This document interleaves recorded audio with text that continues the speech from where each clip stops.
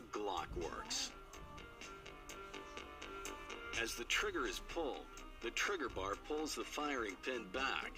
The connector guides the trigger bar downward, releasing the firing pin and allowing it to strike the bullet primer.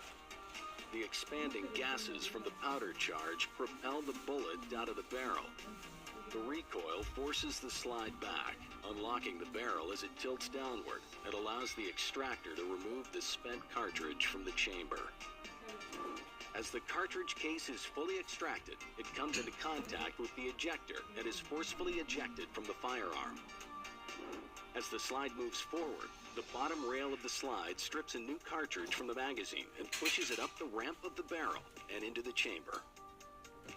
The cycle is now complete, and the Glock is ready to fire the next round.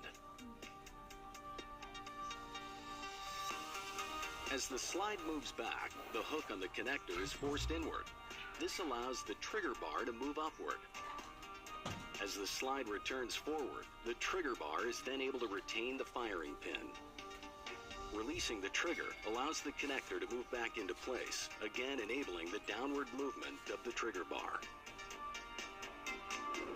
The Glock contains 3 safeties. The first is the trigger safety.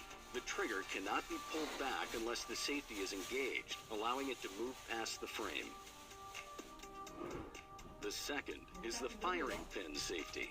The firing pin cannot move past the safety unless the trigger bar has pushed it up, allowing the firing pin to move past this safety. The final is the drop safety. The trigger bar is held in place by the housing. The firing pin cannot move forward unless the trigger bar has moved back and cleared the ramp of this housing.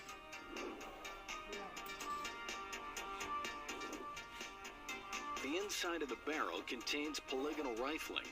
This rifling causes the bullet to spin, providing stabilization throughout its flight and increases accuracy.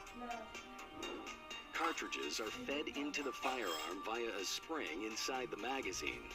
When the final cartridge has been ejected, the magazine follower forces the slide lock lever up and locks the slide back when the magazine is empty.